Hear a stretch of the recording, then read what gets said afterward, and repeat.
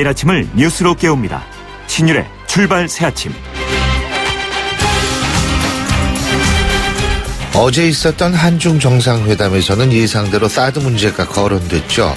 어제 회담에서 우리 입장은 구동화의, 그러니까 공동의 이익을 추구하되 이견이 있는 부분까지 공감대를 확대한다, 이것으로 요약될 수 있을 것 같은데요. 여기서 공감대라는 것은 우리 측에 사드 배치를 할 수밖에 없는 환경을 이해해달라는 것을 의미합니다. 우리 측의 이런 입장을 확인이라도 해주듯이 북한은 어제 미사일 3발을 발사한 뒤에 이어서 방금 전해진 소식에 의하면 김정은이 핵무력을 계속 확대해야 한다고 주장한 것으로 알려지고 있습니다. 한마디로 북한은 자신들은 이렇게 나갈 거니까 알아서들 해라, 이런 식인 것 같은데요.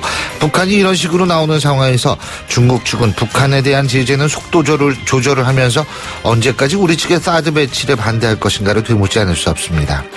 사드와 북핵이라는 함수관계 속에서 그 해법을 차지하는 측, 그것은 우리보다 중국이라는 생각이 강하게 드는 부분입니다. 신율의 출발 새 아침, 오늘 순서 시작합니다.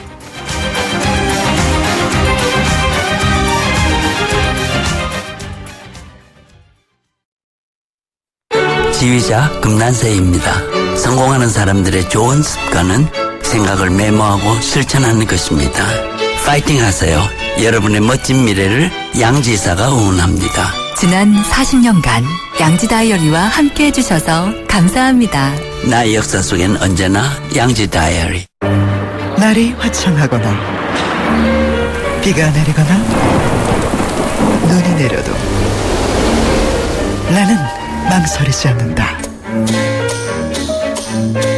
판단하기 전에 눈이 먼저 반응하는 브랜드 잭필드. YTN 라디오 신율의 출발 새아침. 지금까지 들어온 뉴스 정리해보겠습니다. 백병규 시사평론가 함께합니다. 어서 오십시오. 안녕하십니까. 제가 방금 말씀드렸지만 어제 북한 미사일 3발 또 발사했어요. 이 돈이 어디서 나가지고 이렇게 심심하면 쏘는 건지. 어제 유엔 안보리가 긴급회의 소집했죠. 맞습니다. 미국 뉴욕 현지 시각으로 그 6일 오전 그 유엔 안보리 그 긴급회의를 이제 열기로 했는데요. 그러니까 이제 우리 시각으로는 오늘 저녁이나 내일 새벽 정도가 되겠죠. 한국과 미국, 일본 그 세 나라가 그 긴급 소집을 이제 요구를 했습니다. 어제 북한이 그 노동미사일로 그 추정되는 준중거리 탄도미사일 그 3발을 그제 동해로 발사한 것 때문인데요. 이들 미사일은 그 황해북도 그 황주 미사일 기지에서 이제 그 발사한 거 이렇게 추정이 되고 있고요.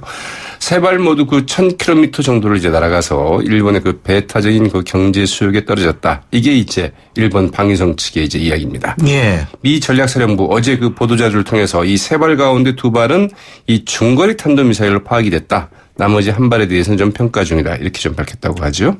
근데 중국 입장에서 볼 때는 사드 반대한다고 막 그러면서, 근데 그렇게 주장하고 있는데 북한이 이런 짓 하고 있으면 그거 얼마나 화가 나겠어요, 사실은? 네, 화는 나지만 어떻게 할 수 없고. 네, 그런 점에서 이제 사실은 그 딜레마적 상황이죠. 네. 그러니까 중국으로서도 그렇고, 중국은 미국에 대해서 자꾸 이제 우리한테 책임을 지라고 그러는데, 당신들은 할 바를 다 했느냐? 네. 이제 또 중국 측의 입장이 네. 나죠. 그래서 이 화충인 중국 외교부 대변인 어제 그 원칙적이고 분명한 입장을 이제 밝혔는데요. 북한의 그 미사일 발사에 대해서 그 중국의 입장은 일관되고 매우 명확하다. 한반도 정세 매우 복잡하고 민감하다. 유관 당사국 정세의 긴장을 고조시키는 행동을 하지 말아야 된다. 이제 이렇게 얘기를 했습니다. 네. 그동안 뭐 중국이 계속 해왔던 말인데요. 이 북한에 항의할 계획은 없느냐? 이런 그 기자들의 질문에 대해서 그 화충인 대변인, 이 중국은 그 자체적인 채널을 통해서 유관국에 우리의 입장을 표명할 것이다. 이렇게 얘기를 했다고 하죠. 입장만 표명은 뭐하나. 네, 아무튼 이제 저희도 뭐 이런 소식을 전하면서 맨날 이제 중국의 입장은 정해져 있습니다. 딱 그렇죠. 이제 아니 뭐 새롭게 발표할 것도 없을 것 같아요. 그냥 쭉 몇 개 사례 이렇게 해가지고 얘기하면 될 것 같은데. 한중 정상회담에서도 사드 문제가 나오긴 나왔어요. 예? 네, 이제 그 공개된 모두 발언에서는 이제 사드 문제 언급이 없었고요. 예. 양국 간의 그 협력 관계를 좀 강조하는 발언들이 좀 있었죠. 한중 두 정상은 이제 양국의 그 우호 협력 관계 이 되돌릴 수 없다. 이렇게 이제 이야기를 하기도 했는데, 그러나 그 이제 비공개 회담에 들어가서는 그 사드 문제가 역시 뭐 첨예한 그 쟁점이 됐던 것 같습니다. 회담과 관련해서 양국 그 공동 발표문을 그 내지는 않았고요. 회담 내용도 이제 각기 따로 전하게 됐는데, 특히 이제 그 시진핑 주석의 그 사드 배치 반대 발언 내용은 중국의 그 신화통신이 그 회담이 끝난 뒤에 28분 만에 먼저 이제 보도를 했습니다. 뭐 이런 식의 이제 그 회담 내용을 이제 공개하는 것도 상당히 좀 이례적인데요. 어떻든 시진핑 주석은 이 문제를 부적절하게 처리하는 것은 이 지역의 안정에 도움이 되지 않는다. 분쟁을 격화시킬 수 있다. 이렇게 이제 얘기를 했다고 하죠. 예. 근데 어제 한중 정상회담에서 주목되는 거는 박 대통령이 한국, 미국, 중국 3국 간의 소통의 필요성을 제안한 것이다. 이렇게 이제 분석이 되죠. 네. 사실 이제 어제 이제 그 한중 정상회담 가장 그 중요시되는 대목이 아닐까 싶기도 한데요. 이 박근혜 대통령이 이제 그 원칙적인 입장을 이제 강조를 했습니다. 그 사드는 뭐 북한의 그 핵과 미사일 때문이고 당연히 뭐 북한의 핵과 미사일 문제가 해결이 된다고 한다면 뭐 사드 배치도 필요 없는 것 아니겠느냐. 제3국 즉 그 중국을 겨냥한 것이 아니다. 이런 얘기를 했지만 중국 또한 이제 그 기존의 그 반대 입장을 분명히 한 것인데 여기에 대해서 이제 박근혜 대통령이 그 한미중 3국 간의 그 소통의 필요성을 이제 그 제안을 했다고 하죠. 그러니까 한미중 간의 이 사드 배치 문제를 가지고 좀 논의를 해보자. 이런 제안인데 이는 이제 그 왕이 외교부장이 그 한 달 전에 그 한중 그 외교부 장관 때 이 사드 문제 말하자면 서로 이제 그 논의할 필요가 있겠다. 이런 이제 그 제안을 한 데 대해서 어떻게 보면 우리 측이 이제 그 답변을 내놓은 이런 것들인데요. 문제는 이제 그 미국과 중국이 같이 이 문제를 다룰 이 테이블에 앉겠느냐 하는 점이 좀 쟁점이 되겠죠. 자, 국내 정치 얘기도 해보죠. 어제 야 3당이 김재수 농림축산식품부 장관에 대해서 해임 건의하는 얘기를 했는데 근데 조윤선 문화체육관광부 장관은 빠졌어요? 네, 이 김재수 장관의 그 행보가 이제 특히 이제 야당 의원들의 좀 분개를 좀 산 것 같고요. 네. 야 3당 원내대표들 어제 이제 이 같은 합의를 하는 자리에서 이렇게 얘기를 했다고 하죠. 그 한 원내대표가 한 놈만 골라서 폐기를 했다. 네. 제가 방송에서 뭐 놈자란 말을 써도 되는지 모르겠습니다만. 그건 인용이기 때문에. 네. 이렇게 얘기를 했다고 하는데요. 이 기동민 더민주 대변인이 이렇게 설명을 했습니다. 어쨌든 이 김재수 장관이 그 박 대통령의 그 전작일제로 그 임명된 지난 4일이었죠. 바로 임명되자마자 그 경북대 동문 사이트에 올린 글이 불에 기름을 이제 부은 꼴이 됐습니다. 김재수 장관이 그래서 이번 청문회 과정에서 온갖 모함, 음해, 정치인 공격이 있었다. 이 법적인 조치를 취하겠다. 이렇게 밝혔고요. 이 시골 출신의 그 지방학교를 나온 이른바 그 흑수저라고 무시하는 것이 분명하다. 이렇게 서러움을 토로하기도 했다고 그러는데요. 네. 이게 이제 그 해임 건의안 그 제출의 결정적인 도화선이 됐다고 하죠. 김재수 장관 이 글이 문제가 되자 인사청문회 과정에서 그 많은 오해가 있어서 그 억울한 마음이 그 다소 격하게 표현된 부분이 있는데 송구스럽다. 오해가 없기를 바란다. 이렇게 얘기를 제가 좀 이 부분에 대해서 말씀을 드릴 게 있는 게 제가 2010년까지의 통계를 찾아봤어요. 근데 경북대학교 이분이 경북고등학교 경북대학교 나오셨죠? 맞습니다. 경북고등학교 출신들이 뭐 전개가 엄청 많고 경북대학교도 참 명문 중에 명문이라고 계속 여겨왔고 지금도 그렇게 취급되고 있고 실제로 경북대학교 출신의 장관들이요. 2010년까지의 통계니까 제 기억으로는 8명으로 알고 있습니다. 여태까지 장관이 8명이 배출이 됐고 2010년까지입니다. 그 이후에 더 늘 수도 있죠. 전체 우리나라 대학교로 따지면 장관 배출 순위 1, 2, 3, 4, 5위입니다. 네. 그리고 두 번째로 이 개인사의 문제 이 부분에 있어서는 굉장히 섭섭하실 수 있다고 봐요. 그 어머니의 문제라든지 이런 거에 있어서는 자꾸 그렇게 그렇죠. 거론되는 거는 맞습니다. 사실 그건 이제 개인적으로는 굉장히 장관 개인적으로 전 화가 날 것 같고 충분히 그 거론하는 사람도 저는 그거 잘못했다고는 보지만 근데 이제 다른 부분 같은 경우에는 본인이 좀 적극적으로 청문회에서 해명했으면 어땠을까? 묶어서 이렇게 얘기할 일은 아니고요. 또 뭐 시골 출신이라고 이제 그렇게 얘기를 했다고 그러는데 사실은 한때는 이 KK 출신은 말하자면 그 진골 중에서도 KK의 진골 중에서도 진골이다. 이런 평가도 있었죠. 참 근데 어쨌든 자, 야 3당 원내대표들 한성교 의원에 대해서도 국회 윤리위에 제소하기로 했다고. 네. 그 지난 1일 그 정세균 국회의장의 그 정기국회 그 개회사에 그 항의하면서 그 의장실을 이제 점거하는 과정에서 이루어진 일이죠. 그래서 의장 경찰관에 이제 멱살을 준 일이 문제가 됐는데 이제 윤리위원회 그 제소하기로 했습니다. 한성규 의원 그 어제 해당 경호원을 찾아가서 이른바 그 폴더 인사를 하면서 이제 공개적으로 그 사과까지 했었죠. 그러나 지난주 경찰관 353명 어제 그 영등포 경찰서의 그 공무집행 방해 혐의로 한성규 의원을 이제 고발을 했는데요. 이 고발을 주도한 그 장신중 경찰인권센터 소장, 한 의원의 그 사과는 그 개인적인 문제다. 이 법적 처벌과는 별개다. 이렇게 좀 선을 그었다고 하죠. 근데 진짜 경찰분들 화 많이 나 있어요. 맞습니다. 그리고 이분들이 이번 기회에 진짜 아주 그냥 국회의원들 이런 그 갑질 행동에 좀 뿌리를 뽑겠다. 이렇게 지금 네, 이제 그 여야를 가리지 말고 이제 이런 일을 했으면 안 되겠죠. 당연하죠. 맞습니다. 예, 오늘 말씀 잘 들었습니다. 고맙습니다. 네, 고맙습니다. 예, 백병규 시사평론가였습니다.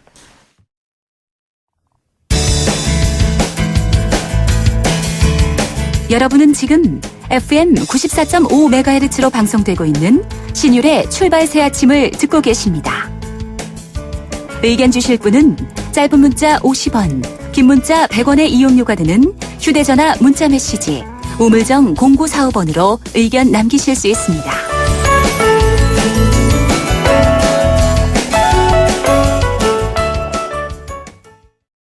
어제 새누리당 이정현 대표의 이 대표 연설이 있었고요. 또 주요 당직 인선 결과도 발표를 했었는데요.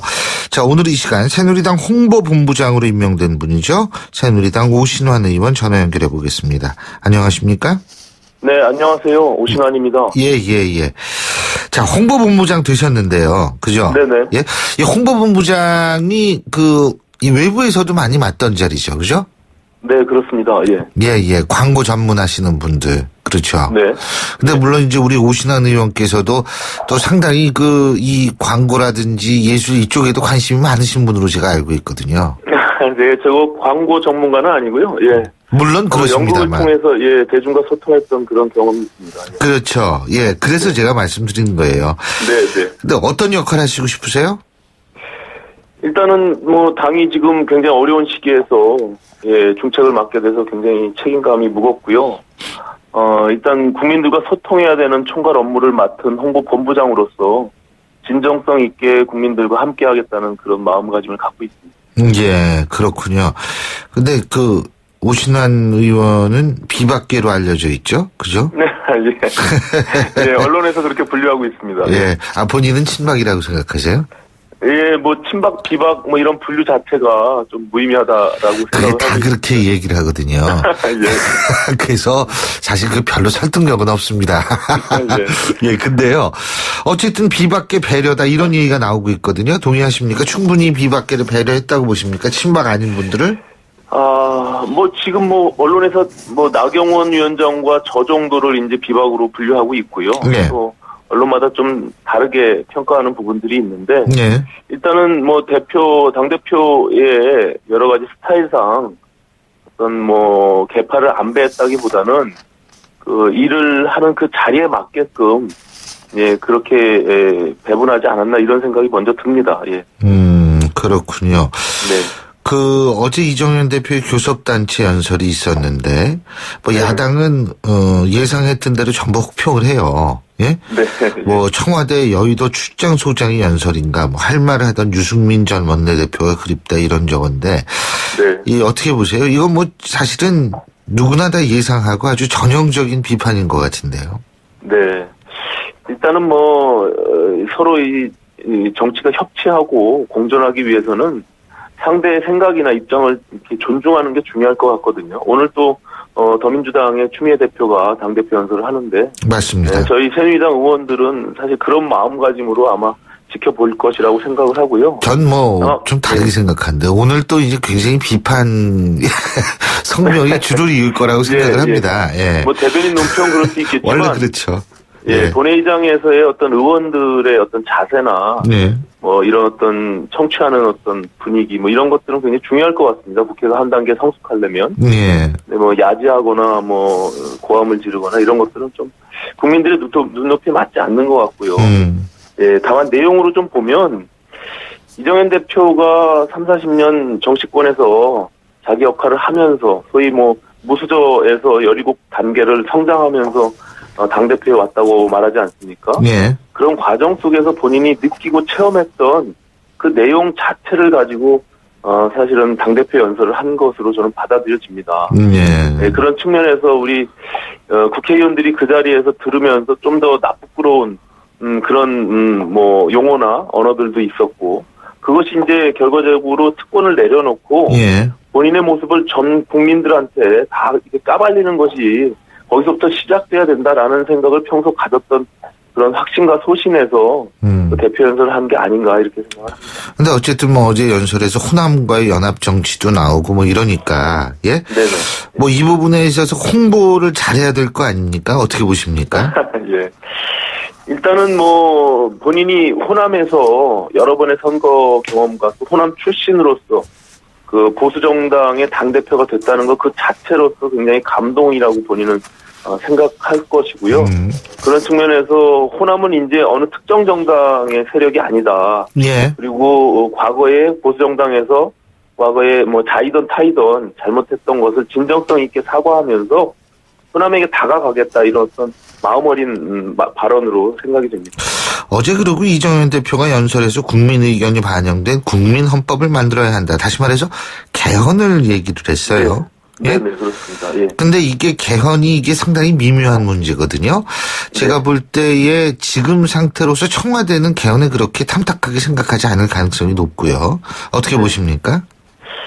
일단 뭐 대표 연설에서의 개헌 논의는 아주 원론적인 부분들을 얘기했다라고 받아들여지고요. 네. 이것이 뭐 지금 모든 것들이 지금 정부가 추진하고 있는 것들을 빨아삼키는 그런 어떤 정치 공방 그리고 어떤 특정 정당의 이해관계 속에서 개헌 논의를 하는 것이 아니라 이제 국민으로부터 정말 진정한 그리고 거의 반영구적인 개헌 논의가 이루어져야 되지 않겠느냐 이런 어떤 원론적인 의미를 담고 있다고 저는 생각하거든요. 아니 논의만 그렇게 계속 이어지면 뭐 합니까? 해야죠. 네. 필요하다면 그죠? 그렇죠. 이제 그 때가 실행해야 되는 때를 위해서 이제는 어떤 한 개파나 특정 정당에서 논의하지 말고 예. 예, 그게 실천되기 위해서는 뭐 국민이 원하는 그런 어떤 개헌의 논의를 하자 이런 의미라고 생각합니다. 근데 지금 비박계 입장에서 볼 땐 개헌 논의 나오는 게 손해는 아니지 않습니까? 진짜 제가 비박계를 대표하는 건 아니기 뭐 대표하는 거 아니죠, 당연히. 그냥 여쭤보는 건데요. 근데 개헌 논의는 뭐 어느 개파의 뭐 호불호를 떠나서요. 사실은 뭐 끊임없이 굉장히 논의가 많이 진척돼 왔었고 국민들도 개헌에 대해서 큰 관심을 갖고 있고요. 예. 이제는 뭐 그런 권력 구조나 또 특히 이제 어떤 민족 절차의 정당성이나 이런 것들을 더 보강하고 새로운 시대를 맞이하기 위해서 개헌은 필요하다라는 생각은 뭐 대부분의 어떤 국민들한테 이렇게 있지 않나 이런 생각을 합니다. 예, 그렇군요. 자, 마지막으로 어쨌든 지금 그 정치판이 새로 짜여져야 된다라고 얘기하는 야권의 일부 목소리도 있지 않습니까? 그죠? 네. 그래서 예를 들면 양극단, 친박, 친노 이렇게 극단 빼고 예? 네. 새로운 제3지대를 만들어야 된다. 새누리당 내에서 이런 얘기 혹시 들어보신 적 있으세요? 새누리당 내에서도 뭐 일부 뭐 이렇게 물밑에서 그런 이야기가 있다라고 전 들었는데 네. 그것이 이제 뭐 내년 대선을 앞두고 여러 가지 정계 개편의 논의가 뭐 반드시 이렇게 불거지리라고 생각은 합니다. 다만 근데 그것이 얼마나 어떤 동력을 갖고 이루어질 수 있을까라는 문제가 좀 남아있죠. 예. 그 물밑에선 그런 얘기가 오가고 있기는 있는 모양이군요. 예, 잘 알겠습니다. 오늘 말씀 잘 들었습니다. 고맙습니다.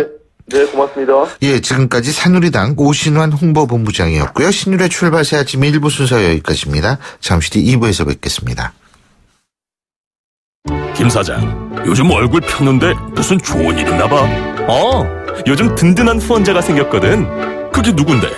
자네는 아직도 모르나? 중소기업들의 기술 고민 해결사 기업공감 원스톱 서비스 미래창조과학부가 정부 출연연구원, 대학 등 60여 개 전문기관을 활용해 필요한 기술이나 인력을 찾아주는 것은 물론 고가의 장비도 활용할 수 있게 도와준다고. 나도 이용할 수 있는 건가? 당연하지. 누구나 국번 없이 1379로 전화하면 도움을 받을 수 있으니 기술 고민이 있으면 전화해보게. SOS 1379 기업공감 원스톱 서비스 누구나 국번 없이 1379 정부 3.0과 함께합니다. 여러분, 달샤벳입니다. 안녕하세요. 우리는 달샤벳입니다. 운동한다고 하는데도 티가 안 나셨죠? 이제 7330으로 운동해보세요. 일주일에 3번. 3번! 한 번 할 때마다 30분 이상. 7330! 달라질 수 있어요. 운동을 운동답게 만들어주는 7330. 달샤벳과 운동약속 7330으로 꼭 건강해주세요. 이 캠페인은 문화체육관광부와 대한체육회가 함께합니다. 토끼와 거북이는 누가 먼저 약속 장소에 도착하는지 내기를 했어요. 토끼는 먼저 도착하기 위해 승용차를 탔어요. 승용차로 가니까 내가 더 빨리 가겠지? 하지만 약속 장소에 도착한 토끼는 깜짝 놀랐어요. 거북이가 먼저 도착해 있었기 때문이에요. 아니 거북아, 어떻게 먼저 도착했니? 이번 주가 친환경 교통주간이라 지하철을 타고 왔지. 이럴 수가, 승용차가 더 빠를 줄 알았는데. 9월은 친환경 교통을 이용하는 달. 승용차 대신 대중교통이나 자전거와 같은 친환경 교통수단으로 이동해보시는 건 어떨까요? 이 캠페인은 환경부 수도권 대기환경청과 함께합니다. 소통의 아침을 여는 공정한 목소리. 신율의 출발 새아침. 신율의 출발 새아침 2부 순서 먼저 광고부터 들으시죠. 페이스 노루코 면도기 도루코 페이스 면도기 페이스 안전하고 부드러운 대한민국 면도기 안전하고 부드러운 면도 그 이상을 경험하세요. The Shaving Innovator Dorco Pace. 온도와 습도를 항상 일정하게 유지시켜주는 항온환습기 전문기업 AR. 전산센터, 반도체 공장, 미술관, 박물관, 귀중품 보관실을 30년 축적된 기술로 AR이 지켜드립니다. 24시간 확실한 서비스 보장 031-497-0561. 크리네어 테크. 크리네어 테크 집중기 주물 작업, 연마 작업, 페인트 작업, 분진가스 냄새 연기 작업장 분진. 이 세상에 못 없애는 분진이 어딨어. 크리네어 테크 집중기가 다 잡아줍니다. 예! 크리네어 테크. 크리네어 테크 집중기. 아이시스 8.0. 왜 핑크냐고요? 핑크는 건강하다는 증거니까. 건강에서 핑크라벨 균형잡혀 8.0. 해교의 생기 비결. 건강한 미네랄 밸런스가 핑크빛 생기를. 핑크빛 생기 에너지. 아이시스 8.0. 전 핑크만 챙겨요. 당신의 랜드로버는 시간이 지나도 그 가치가 확실히 지켜져야 합니다. 랜드로버가 보장하는 랜드로버 인증 중고차 서비스 트레이드인 프로그램. 보유하신 랜드로버를 최상의 조건으로 팔고 신차 구입 시 특별 혜택까지 누리시기 바랍니다. 랜드로버 공식 인증 중고차 전시장에서 만나보세요. 틱톡 틱톡 탁틱톡탁. 누구나 쉽게 따라할 수 있는 악사 자동차 보험 마일리지 할인. 계기판 찍고 카톡하면 가입 즉시 할인이 탁! 이것이 악사 마일리지 할인. 악사 다이렉트. 약정한 주행거리를 초과 운행한 경우 이미 할인된 보험료를 추가 납입하셔야 합니다. 가입 시 유의사항을 확인하세요. 새 차 살 때는 장기 렌터카. SK 똑똑한 장기 렌터카. 똑똑한 가격, 똑똑 주유소 할인, 똑똑 SK 똑똑한 장기 렌터카. 비교해보세요. 순증대수 1등 렌터카. SK 똑똑한 장기 렌터카. 렌터카연합회 2015년 기준. 신세경입니다. 세계를 놀라게 한 아웃도어 기술이 대한민국 기술이란 사실 알고 계셨나요? 심장을 기록하는 기술 야크온 P, 체온을 조절하는 기술 야크온 H, 블랙야크의 혁신이 아웃도어의 혁신을 이끌어갑니다. 세상은 문 밖에 있다. 블랙야크. 예, 지금 7시 38분 44초 지나고 있습니다. 화요일 아침이죠. 교통 상황 알아볼까요? 김미란 캐스터. 네, 신율의 출발 새 아침 교통정보입니다. 오늘 아침 곳곳에 안개가 껴 있습니다. 출근길 운행에 참고하셔야겠는데요. 현재 올림픽대로 공항 방면 영동대교에서 성수대교 구간 4차로에서는 승용차 관련 추돌 사고가 일어나 이 부근 정체가 되고 있습니다. 나란히 가는 강변북로 구리 쪽으로도 원효대교에서 한강대교원 4차로에는 계속해서 소형 낙하물 처리 작업하고 있는데요. 이 부근 사고 위험이 있습니다. 여파로 이 부근이 밀리고 있는데 방화부터 원효대교가 정체가 되고 있으니까 차로 변경에 유의하시기 바랍니다. 나란히 가는 올림픽대로 하남 쪽도 아직은 행주대교부터 한강대교까지 길게 밀리고 있습니다. 조금 전 북부간선도로도 구리 쪽으로 신내 나들목에서 구리 시계 구간 1차로 사고 여파 때문에 밀리고 있으니까 참고하시기 바랍니다. 신율의 출발 새 아침 교통정보였습니다. YTN 라디오 신율의 출발 새 아침. 저희가 앞서 잠깐 알아봤습니다만 어제 새누리당 이정현 대표의 첫 국회 교섭단체 대표 연설이 있었고요. 오늘은 제1야당이죠. 더불어민주당의 이 추미애 대표의 교섭단체 대표 연설이 있는데요. 자, 우선 어제 있었던 그 이정현 대표의 연설 앞서 새누리당 입장 잠깐 들어봤는데요. 자, 더불어민주당 입장 들어보죠. 송영길 의원 전화 연결합니다. 안녕하십니까? 네, 안녕하십니까? 예. 어제 어떻게 들으셨어요? 네, 대표 연설이라기보다는 청와대 홍보수석의 연설이다 이런 평이 나온 것 같습니다.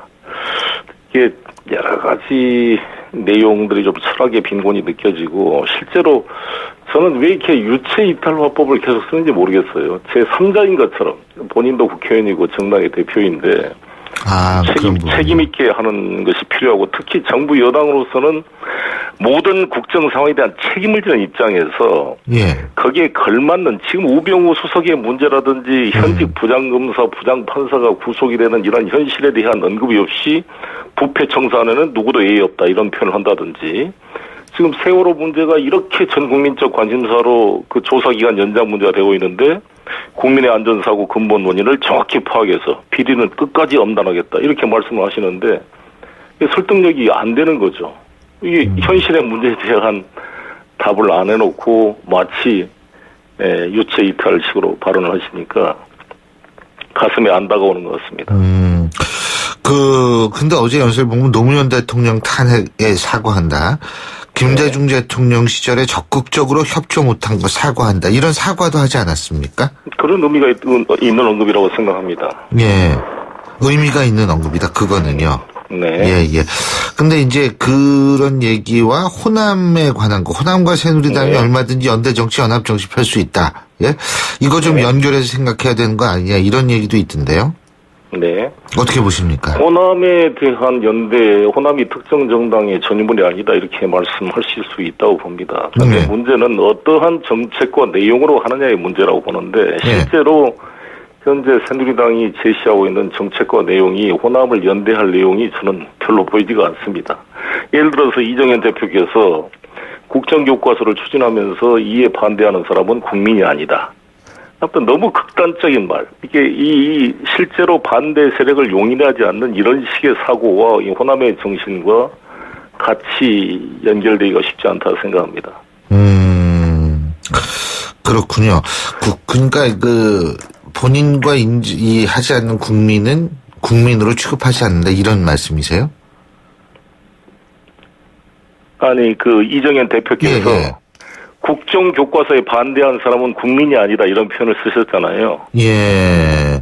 그러니까 너무 이게 극단적인 표현이고 이 반대 세력을 용인하지 않는 꼭 유정의 유신 같은 느낌으로 다가오기 때문에 사실 이 호남 배제가 박정희 정권 때부터 시작된 거 아니겠습니까? 이에 대한 총체적 반성이 필요하다고 봅니다.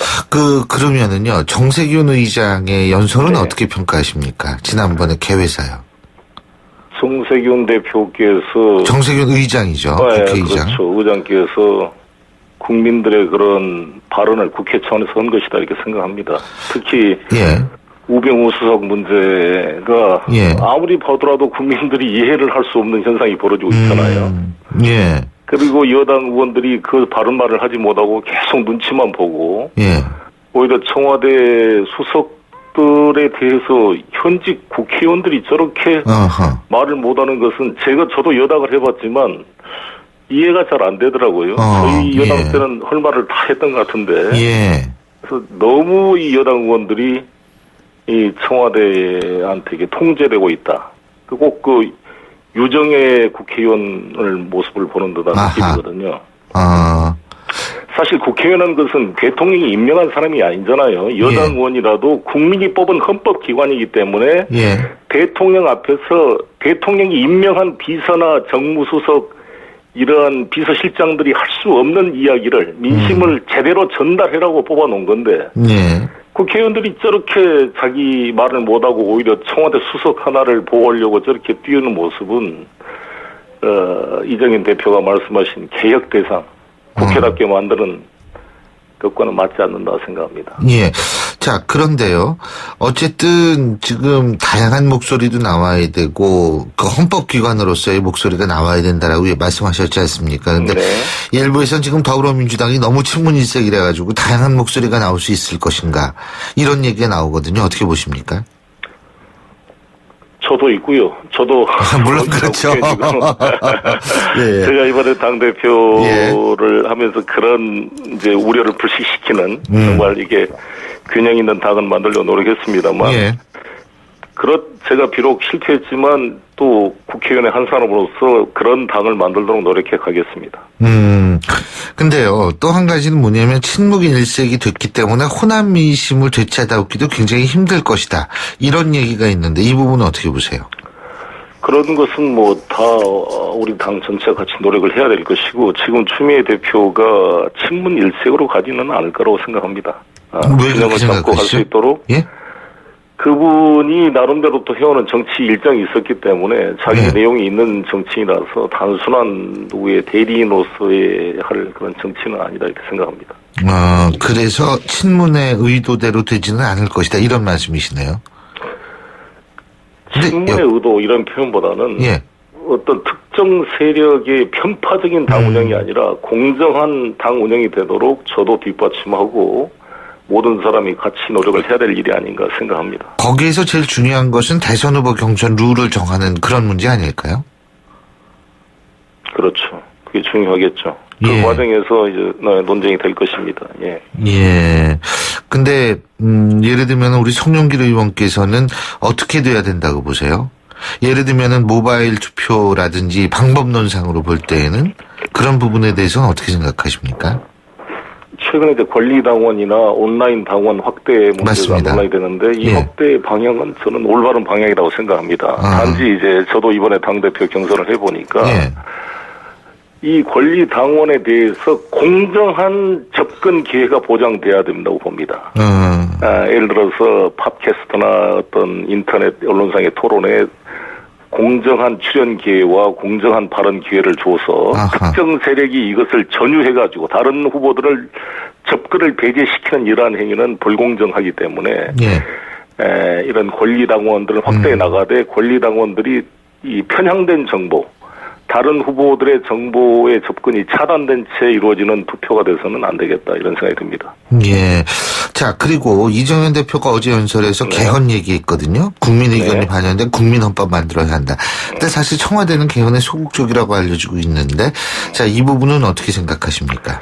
저는 이런 말들이 좀 허황되게 들리는 게 대통령부터 전혀 의지가 없이 저렇게 국민들을 현혹시키는 립 서비스는 의미가 없다고 생각을 합니다. 현재 대통령이 개헌할 의지도 없을 뿐만 아니라 괜히 지금 이 개헌 가지고 정치적으로 이게 논란될 만한 지금 여유가 있을까 싶습니다. 예. 그리고 우리 송영길 의원께서는 또 중국 통으로 불리시잖아요. 그죠? 어제 한중 정상회담이 있었는데 어떻게 평가하십니까? 한중 정상회담에서 다시 한번 이게 확인된 거 아니겠어요? 중국의 일관된 입장이 사드는 허용될 수 없다. 자신들의 국가적 핵심 이익을 침해하는 행위로 이것이 진행되면 한중 관계가 계속 풀리지 않을 것임을 예고한 다시 한번 확인한 그 결과라고 생각합니다. 이에 대해서 조건부 무슨 사드 배치 이야기를 하셨다 그러는데 가장 핵심은 사드 배치는 대한민국 국군이 배치한 게 아니라 주한미군이 배치하고 그 운영도 주한미군이 운영합니다. 실제로 박근혜 대통령께서 국군 통수권자로 하지만 이에 대한 무슨 통제 권한이 있습니까? 박근혜 대통령께서 철수해라면 철수할 수 있습니까? 이게 어떻게 운영되는지 중국을 상대로 하는지 북한만을 상대로 하는지 박근혜 대통령께서 과연 알고 있을까요? 그 군사적인 지식과 운영 내용을. 따라서 중국인들이 봤을 때 박근혜 대통령께서 말씀하신 이것은 중국과 러시아를 겨냥한 것이 아니라 북한만을 상대로 한 것이다. 이런 변명들은 어린애한테 무슨 어린애 취급하는 큰 용납이나 수용이 될 수 없는 언어를 가지고 이야기를 하고 있다 이렇게 생각합니다. 예, 잘 알겠습니다. 시간 관계상 오늘 말씀 여기까지 듣죠. 고맙습니다. 네, 감사합니다. 예, 지금까지 더불어민주당 송영길 의원이었고요. 신율의 출발새 아침 2부 순서 여기서 줄입니다. 전 8시 10분 3부에서 뵙겠습니다.